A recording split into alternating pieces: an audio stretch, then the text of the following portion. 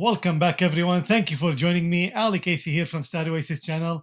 Today's video is about a fitness variable that you can use to vet strategies if they are robust or not, or at least it's going to help you do that. The code is free, thankfully, for SQX users and for other platforms, of course. It's you can code it and you can use it as well. So the analysis really applies to everybody, every algorithmic trader or every even discretionary trader that want to vet their strategies if they are just random or they do have an edge. So let's jump in.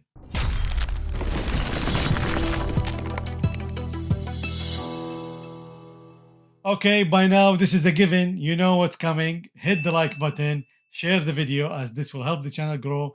And really, it's a vote for me to continue producing these content, which hopefully are giving you some value. So hit it. And now let's start building. So like I mentioned, today I will show you something really useful in vetting robustness strategies. Now there is actually a good wealth of information on strategyquantx.com.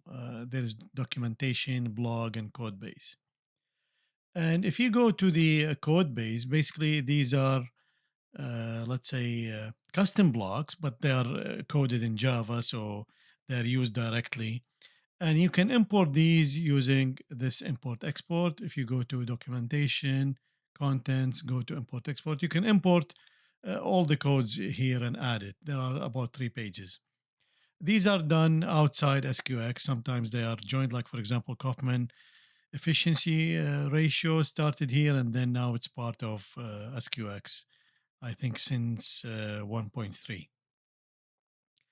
So today I want to bring your attention to edge ratio.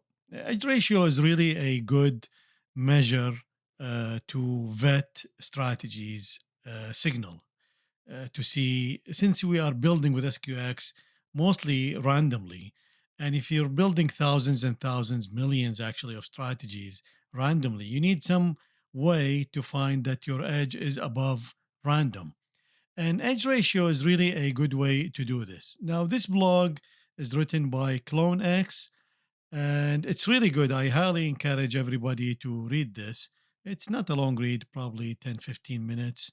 And if you want to dive into it, the code is available from the code base, and you can download it and you can use it.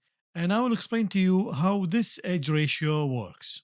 So if you watch my videos, you will know that I am a big fan of MAE, MFE, and I use it to find the optimum place for a stop loss.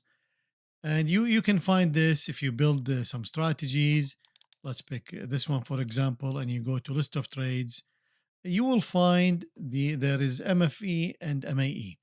Now, MAE is the maximum adverse excursion. This measures how far the price went against you since you entered the trade until you exit the trade. And MFE measures how far the price went in favor of your trade from the entry till the exit. And then, of course, the profit and loss is the final result. So this, if you divide the MFE by the MAE, if it's 1, then they are both equal. So there is no edge there. If it's more than 1, then that means you have an edge, positive edge, that the price goes more in favor of your trade than against it. And of course, this will change on every bar. So if we assume that we have a strategy, and let's say we enter, and these are the bars after entry, and let's bring this down, and let's assume that this is the maximum favorable excursion, and let's say this one is here, and then let's say this is the MAE, sorry. So MAE, MAE, MAE, and MAE. So you see that the MAE, MFE, they are not equal, of course. And if you divide the MFE, which is this guy, the maximum favorable excursion, by the MAE, and if it's more than 1, that means the price went in favor of your trade more than against you. And if the E ratio is less than 1, that means the price went against you more than went in favor of you after the signal is generated. And so you can see each bar, we will have a different ratio. So we have ratio at bar 1, ratio at bar 2, ratio at bar 3, and so on and so forth. And then if we want to normalize this ratio, so we can get a single measure on many strategies, then we can divide this ratio. So this is MFE and MAE.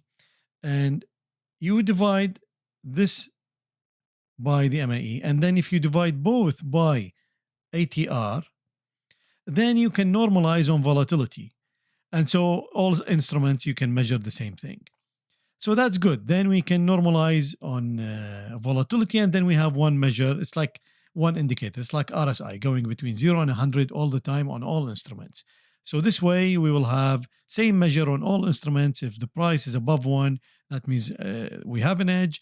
The price below 1, we don't have an edge, or the edge is against us. There is an edge, but it's against us. So if you plot this graph, so if we do, this is bar 1, 2, 3, 4, 5, 6, 7, 2, whatever. And let's assume that this is value 1. So this is 1. This is E ratio value 1. So you will find that usually the good strategies, most strategies, will have a curve like this. So the strategy, when it's profitable, usually the best entry, the best time it has an edge, it's on bar 1, and it falls down. Now this is different per strategy, but on average, the strategy will have the best edge on bar 1. Some strategies have better edges at bar 3 and 4 and 5, and then it goes down, but most of them will behave like this. Now, the nice thing about this graph, now we don't have this graph in SQX in this code yet, but it's already available in WealthLab and Build Alpha. But hopefully SQX will build this into the next version of SQX, as this is really important as a robustness test, but also it will give you a good measure of where to exit your strategy. So same analysis I do in for stop loss using MAE, MFE. So I find the optimum place using MAE, MFE for a stop loss. You can also find the optimum place to exit the strategy. It doesn't matter what the exit signal is. So we can see here, let's say this is the bar where the strategy start going below 1. That means then 1, 2, 3, 4. That means on bar 7, I should exit the strategy regardless of my exit signal. So let's say my exit signal is when the RSI is above 80. Now, if RSI above 80 doesn't happen within 7 bars, then I should exit, because I lose my edge here when I cross bar 7 after the signal is generated. So this graph is really important to have to analyze. But even though we don't have this graph, at least we have this area here. So with this, we can have a filter of robust strategies, because what if your graph starts here? Assume you have a strategy. Let's do this again. So assume this is the curve and this is level 1, and then these are the bars. And let's say your strategy starts here. So that's it. Your strategy is already have a losing edge. It doesn't matter what's the other factors are telling you. So like profit factor, E ratio is really, really good in vetting the strategy if it's good or not. So some strategies, maybe they will have this graph. So if this is 1, and let's say they will go like this, after bar 1, they will go down. So you will have an edge at bar 1, but then starts to fall down right away. So in the current implementation, we don't know, we don't have this graph, but at least we have a start. It's really good start by CloneX. And hopefully he will keep on building this. It's really highly appreciated that he's doing this. And I wish that really SQX include this, the graph and the analysis, and we can use it in Algo Wizard in different ways to build our strategies and vet our strategies. So the code written by CloneX, actually, I can show you. So once you import the code, this is the edge ratio. It's really simple. It's calculating the MAE divided by the ATR at open and the MFE by the ATR at open. And then dividing that, the normalized MAE and MFE by the number of trades. And I'll show you how I can use it. Of course, CloneX in his article, he goes really in detail about how to build this, and he tested over 1 million strategies with this, and he wanted to find if it's good enough, like the profit factor and so forth. And like I said, it's really a good blog, and I highly encourage everybody to go and read it. And what I did is I just use it. I picked up a mean reversion strategy, and I built 15,000 strategies you see in this data bank on different symbols. So I use ES and New Zealand Canadian dollar and IDX ETF. And I think I have some little bit of gold and some IBM. And I think, yeah, IBM, and because I don't have any. So yeah, Google, IBM, and yeah. So those were it. So once you build all these strategies, then of course you need to add the edge ratio once you install it. And this is easily, you can go to the gear here and you just click add column, and then edge ratio will be there. And then you just add it. So I add it here. And once you have this data bank, you can go to save and export data bank contents. And then you save it as a CSV file. Once you do that, open an Excel sheet and go to data, import from text file. And here I will load the 15,000. And once you do that, depending on your data exported, so from SQX, it has a comma between, a semicolon, and Excel will recognize it right away and see it's already split into columns. And you can just say load, and it will load basically all the trades. Now it will load them as a table. So you just need to convert to range. And then you can get rid of this, because otherwise every time you open Excel, it will need to load it. So just say delete, and that's it. Now you have this data built in here. So I just cleaned the data and got rid of the columns I don't want and just kept the columns I want, because basically I want to do the correlation. So once you you remove the columns you don't need, again, just go to data and go to data analysis and click on correlation, click OK, and then just pick whatever you want to measure. So in my case, I want to get all these, and we have 15,000, and I have labels in first, and then it will ask you to put it in a different sheet, and there it is. So then it's just formatting. Okay, so now I did some formatting, and mainly I'm interested in this column. This is what I wanted to find out. So although this is a small test, it's 15,000 really, it's nothing compared to the million tests that CloneX did, but it's an indication of what to expect. So mainly what I wanted to find out is how good edge ratio compared to others, but also more importantly, I want to know that I don't want to do a redundant filter. And really, edge ratio is like it's so robust that it has nothing to do with anything else. And we can see here that edge ratio, for example, and profit factor, they are correlated, positively correlated, meaning, so if you sort on edge ratio, you can see that in the beginning it looks like highly correlated. The the edge ratio is, the high the profit factor is, and of course, which is deceiving. But then when you do the analysis, you can see clearly that it is correlated, but it's not 80% correlated. In fact, it's less than 50% correlated.